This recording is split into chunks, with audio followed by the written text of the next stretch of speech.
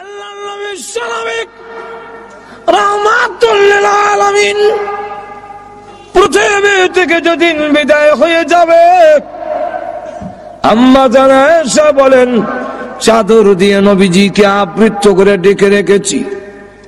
হঠাৎ করে আমি তাকায় দেখি আল্লাহর নবী চাদরের ভিতরে একটা হাত একবার গোটায়, হাতটা আবার লম্বা করেন, পা এভাবে গোটায় আবার পা লম্বা করেন। যে আমরা খিঁচুনি যে শুরু হয়, সাকরাত আরম্ভ হবার সময় দেখবেন এমন কিছু টানা আসা শুরু হয়। আমরা ঘুমো ধরিলেছে না এটা। আম্মা জানা এসে বলেন, আমি আপনি বিশ্ব নবীর শরীর মোবারক থেকে চাদরটা একটু উঠালাম, কেন এমন শুরু করে দিয়েছেন? নিষ্পাপ নবী, আল্লাহর নবী মাসুম, আল্লাহর নবী বিশ্ব নবী যিনি, উনি হলেন আল্লাহর পরে ওনার সম্মান তামাম পৃথিবীর ঊর্ধ্বে কারোর সাথে তুলনা হয় না, এর মধ্যে কোনো সন্দেহ নাই। কিন্তু লক্ষ্য করে দেখুন, আম্মা জান আয়েশা সিদ্দিকা রাদিয়াল্লাহু আনহা বলেন, পৃথিবীর মানুষেরা রে, আমার ধারণা পাল্টে গেল। আমি যেই মাত্র আল্লাহর নবীর শরীর মোবারক থেকে চাদর সরালাম, এমনি তাকায় দেখি নবীজির মাথা মোবারক থেকে নিয়ে পা মোবারক পর্যন্ত এমন কোন পশম মোবারক নাই যেখান থেকে আল্লাহর নবীর ঘাম বের হয় নাই। আমার ধারণা পাল্টে গেল। নবীর যদি রহ, তাহলে আল্লাহ যে বলছেন কুল্লু নাফসিন যায়িকাতুল মাউত, এই আয়াত 100% ঠিক। একটু জোরে কর না। হঠাৎ করে নবীজি ডেকে বলেন, হে ফাতেমা, দরজার দিকে তাকে দেখো গো মা, কে যেন সালাম দেয়, বারবার পারমিশন চায়। হযরত ফাতেমা রাদিয়াল্লাহু আনহা দরজার দিকে তাকালেন, আজরাইল তো দেখা যাওয়ার কথা না। আমি আমার আব্বার কাছে বসে থাকলে তিনি যদি বলেন, আমি কি দেখবো নাকি? আজরাইল দেখা যায় না, কিন্তু আল্লাহ রাব্বুল আলামিন বলে দিলেন, হ্যাঁ আজরাইল প্রকাশিত হয়ে যাও আমার ফাতেমার সামনে, আর না হয় আমার নবীর কথাটা মিথ্যা হয়ে যাবে। হযরত ফাতেমা রাদিয়াল্লাহু আনহা দরজার দিকে তাকায়া বলেন, আব্বা, এমন একজন মানুষ দরজার সামনে দাঁড়ায় আছে, আব্বা গো, যার বডি, যার সুরত মক্কা মদিনার কারোর সঙ্গে কোনো মিল নাই, দুনিয়ার কারোর সঙ্গে মিল হবে না, এমন বড় আকৃতি, পা মাথা অনেক বড়, আর সমস্ত শরীর কাপড় দিয়া ঢাকা, দুইটা চোখ বড় বড় অগ্নিলোকার মতো। আল্লাহর নবী কেমন, ওগো আব্বা জান, এমন আকারের মানুষ আমার জিন্দেগিতে কোনোদিন দেখিনি। আল্লাহর নবীর মাথা মুবারকে ব্যথা, বুকে ব্যথা, তারপরও উনি বহু কষ্টে দরজার দিকে তাকিয়ে বললেন, মা হাযা মালাকুল মউত, হাযা হাজিমুল লাজ্জাত ইয়ানিল মউত। ও মা, তিনি হলেন আজরাইল, মালাকুল মউত, তিনি হলেন দুনিয়ার সমস্ত স্বাদ কর্তনকারী, যিনি দুনিয়ার সমস্ত স্বাদ মজা কেটে দেয়, সেই আজরাইল গোমা হাজির হয়েছে। হযরত ফাতেমা রাদিয়াল্লাহু আনহা বলেন, ওগো আব্বা জান, এই মুহূর্তে কেন তিনি আসলেন? কয়েক সপ্তাহ ধরে আপনি অসুস্থ, এই মুহূর্তে কেন এসেছেন আমার বুঝবার বাকি নাই। আপনাকে নেওয়ার জন্য এসেছেন না, পারমিশন দিব না, অনুমতি দেওয়া হবে না আপনার এই ঘরে ঢোকার জন্য। হ্যাঁ আব্বা, আপনি পৃথিবী থেকে বিদায় হয়ে গেলে আমি কোথায় যাব, কার কাছে দুঃখ প্রকাশ করব? হাসান হুসাইন কার কাছে গিয়ে প্রবোধ নেবে? না, পারমিশন দিব না।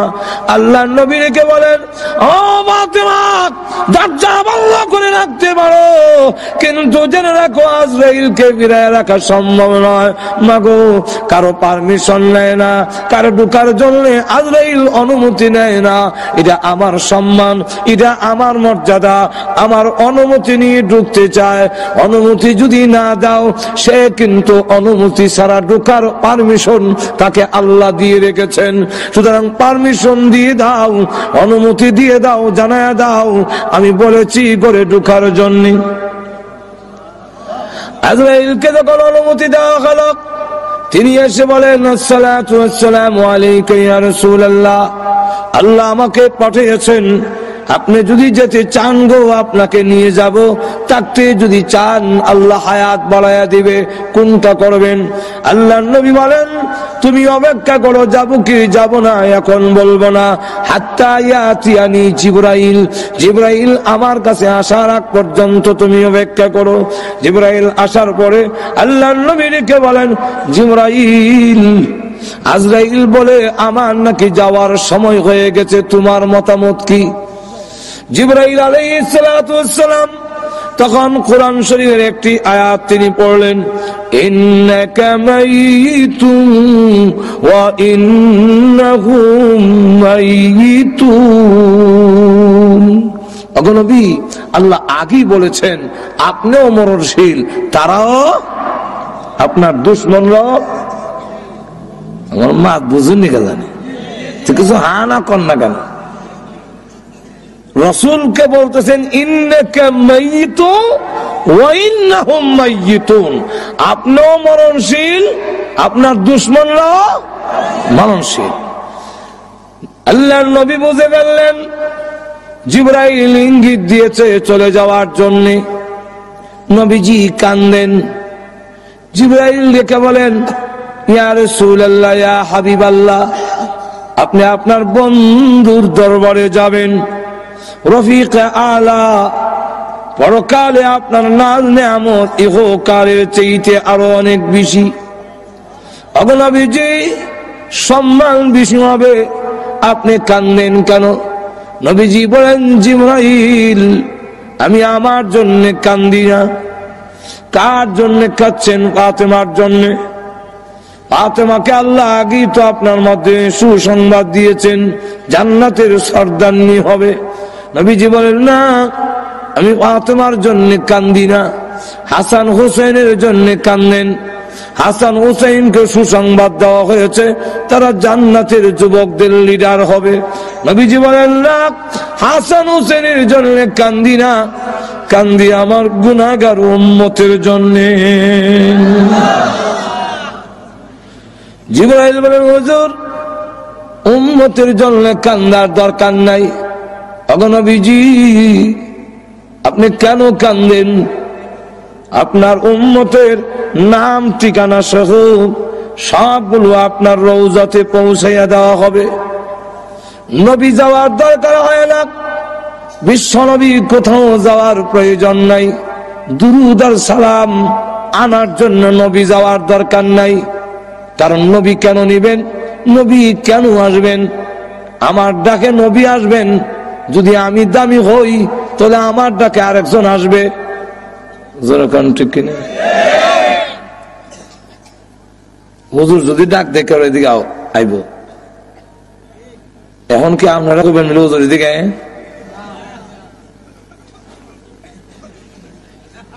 যার দাম বেশি ওনারা ডাক দেয়া কখন জানাবেন, আপনি আয়া নেন। আল্লাহ নবীর সম্মান বেশি, নবীকে বলা যায় না নবী আসেন, আয়া নেন, দুরুদ সালাম গেল একটা। আর একটা হইল আমরা দুরুদ আর সালাম পড়ি, এগুলা কি নবীর লাভ না আমাদের লাভ? লাভটা কার? তাহলে দুরুদ সালাম পৌঁছানির ব্যবস্থা তো আমরা না করতাম, লাভ আপনার আর রসুল নিত। আমার লক্ষ্য করে দেখুন, আল্লাহ নবী বিশ্ব নবী রাহমাতুল লিল আলামিনকে জিবরাইল আলাইহিস সালাতু ওয়াস সালাম বলতেছেন, ইয়া রাসূলুল্লাহ, ইয়া হাবিবাল্লাহ, আল্লাহর নবী গো, কান্নার দরকার নাই, আপনার উম্মতের দুরূদ আর সালাম পৌঁছাইয়া দেওয়া হবে। আমিও আছি।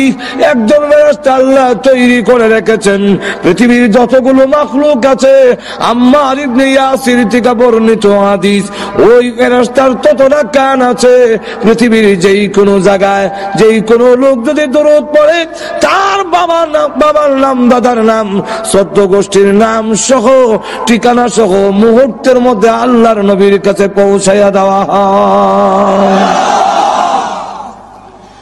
নবী নেওয়ার দরকার নাই। নবীজি কান্দেন না, আপনার উম্মতের সংবাদ আপনি পেয়ে যাবেন, এটাও তো আল্লাহ আগে আপনাকে জানাইয়ে দিয়েছেন। নবীজি ডাক দেবেন, জিবরাইল, উম্মতের সংবাদ পাবো কি পাবো না, এই জন্য কান্দি না জিবরাইল। সন্তান যদি ইংল্যান্ড থাকে আর ভালো অবস্থানে থাকে, তাহলে সংবাদ না পাইলেও মা বাবার মনটা কিছু হইলেও শান্তি থাকে। ছেলে খোঁজখবর নেয় না, কিন্তু অন্যের মারফতে জানতে পারে ইংল্যান্ড, লন্ডনের মধ্যে তার ছেলে খুব ভালো পজিশনে আছে, সম্মানী আছে, কিছু হইলেও শান্তি পায়। আমার না দেখ, আমার ছেলে তো ভালো আছে। সংবাদ যদি নাও পাই, আমার উম্মত যদি এই পৃথিবীতে ভালো অবস্থানে থাকে, তাহলে আমার তো সংবাদ পাওয়ার দরকার নাই, এটা আমার বিষয় নয়। আমি কেন কান্দি?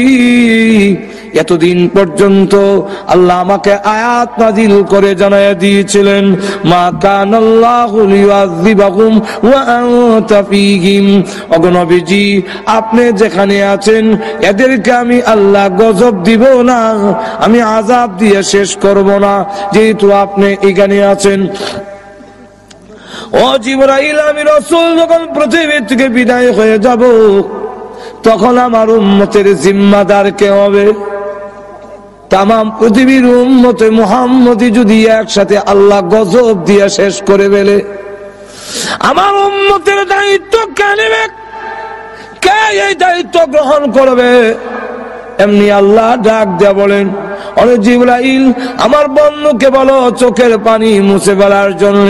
আর কানতে হবে না, আর কানতে হবে না, এখন থেকে আনা কাবিলুম মিনহুম, আমি স্বয়ং আল্লাহ তার উম্মতের জিম্মাদার হয়ে গেলাম।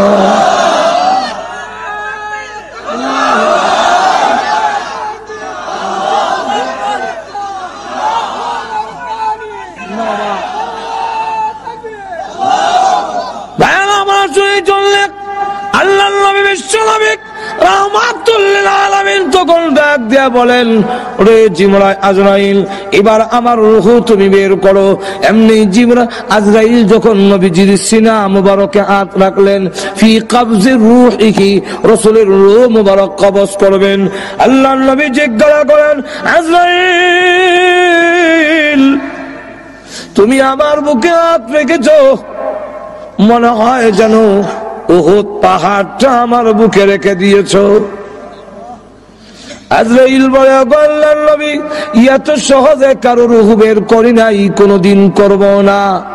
এরপর এরকম আল্লাহর নবী বিশ্ব নবী রাহমাতুল লিল আলামিন একটি পাত্রের মধ্যে হাত ভিজায় মুখের মধ্যে মালিশ করে আর বলে, আল্লাহুম্মা বির রাফিকিল আ'লা, আল্লাহুম্মা ইন্নী আউযু বিকা মিন সাকরাতিল মাউত ওয়া গামারাতিল মাউত। মরণ বুঝি এত কষ্ট বুঝি মরণ। সাকরাতের যন্ত্রণা থেকে, মৃত্যু যন্ত্রণা থেকে কেউ রেহাই পাবে না, সকলেই মৃত্যু যন্ত্রণা বুক করতে হবে, জানবীর করতে এত কষ্ট হবে। আরে আল্লাহ রাব্বুল আলামিন কোরআনে উল্লেখ করে দিয়েছেন, ওয়ান্নাজিআতি গারকা والنازعات غرقا والناشطات نشطا سلام قولا من رب رحيم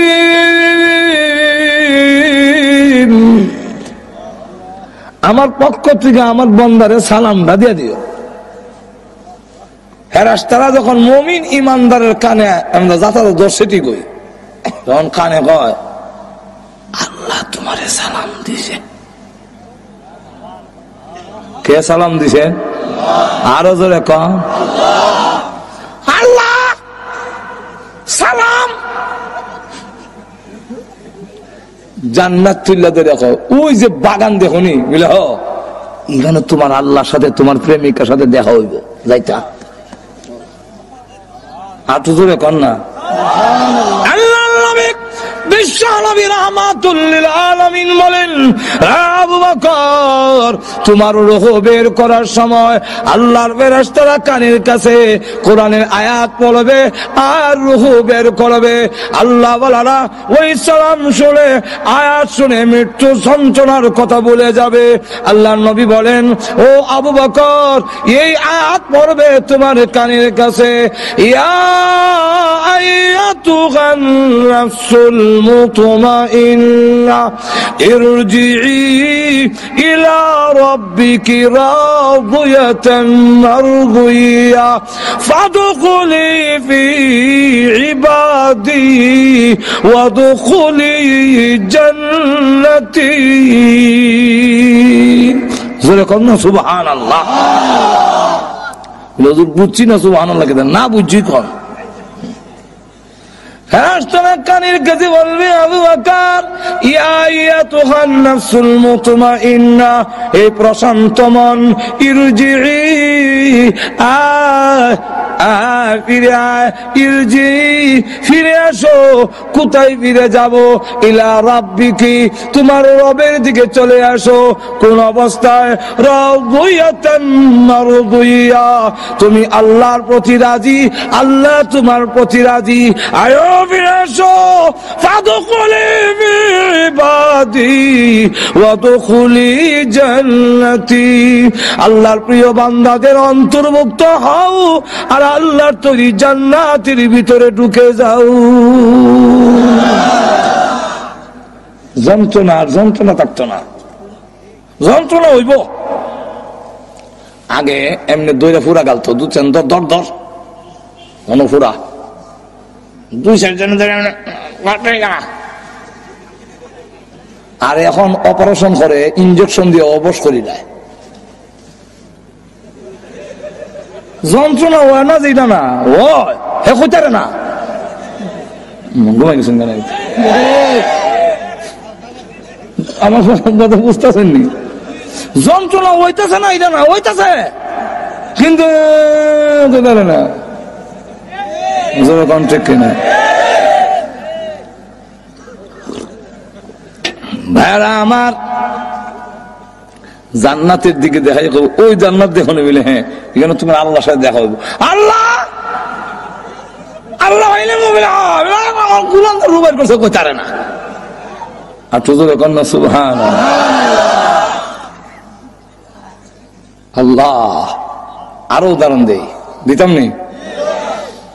ওখানে না আপনারা হাসপাতাল নিয়ে খতনা করাইলেন, আমরা ছোট সময় তো খতনা করাই তো আজমে আইয়া যেমন খালি দেখছি আজম এক দৌড় দিয়ে বাড়ি সাইরা আরেক বাড়ির গরুর গোয়াইলের ভিতরে গিয়ে লুকাইছি। বইটা আনে গে বড় ভাই দিকা কোন সময় বিদায় করে দিয়েছি বেটারে, দিকা না বেলা আমি তোর বড় ভাই না, দিকা জল চকিত বয়াইছে। আর আজম জোর করে না যখন বয়াই দিছে, বয়াই দিয়ে দুই ঠ্যাং দুই দিকে আর কল্লা মুখ ওই দিকে বুড়াইয়া এমনি ধরছে কি ধরার মতো, এখন ঠিক কিনা? এই যে ধরার মতো ধরছে, এমন সময় দেখা যায় আল্লাহ ধরার মতো ধরছে আর খালি বেটা আত্মার যন্ত্র বাইল করতেছে, এটা কাপড়ের মধ্যে কি তো জানে পাউডার লাগাইতেছে, ব্যান্ডিস বুন্ডিস আর যন্ত্রপাতি দেখা। এখনো বললাম আমার গায়ে সইছেও না ধরছেও না, কিন্তু দেখবেন চিল্লায় মরি যাই, মারলে লোক মারলে খালি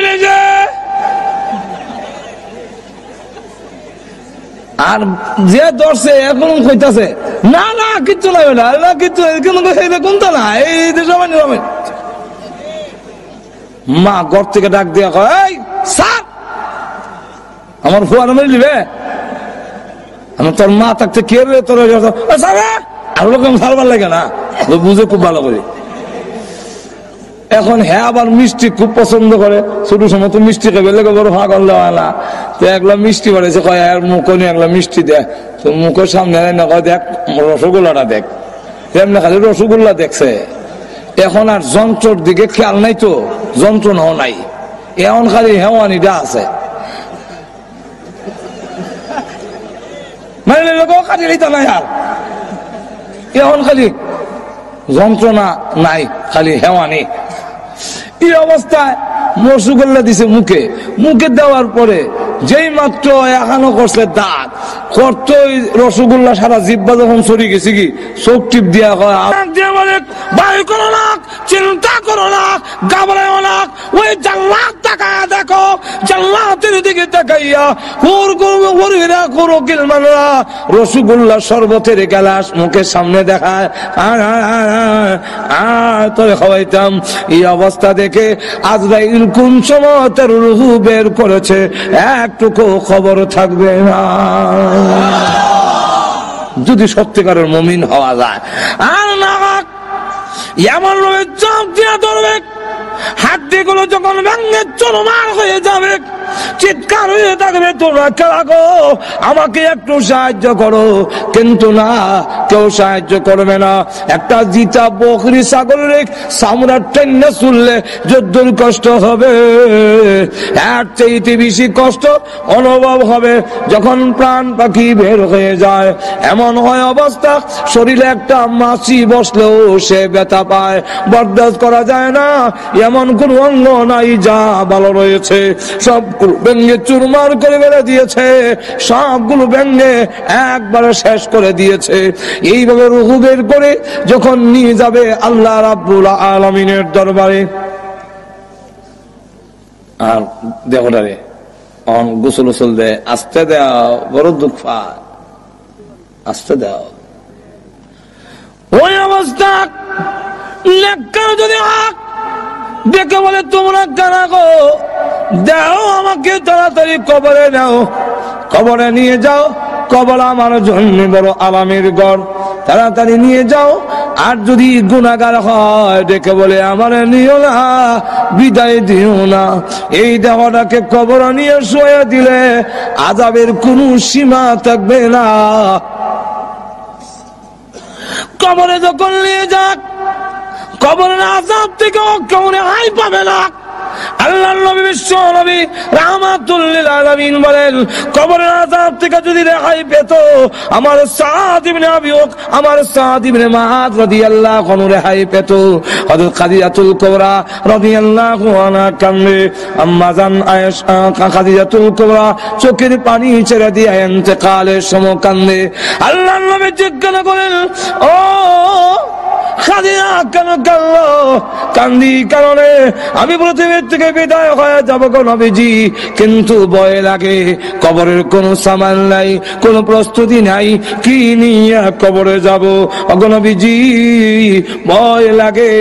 আল্লাহর নবীকে আরো বলেন আরেকটার জন্য কান্দি, একটা হলো আমি পৃথিবীর থেকে বিদায় হইয়া কবর কি লইয়া যাব, কবরের কোনো সামান আমি খাদিজাতুল কুবরা নাই, এই জন্য কারণে।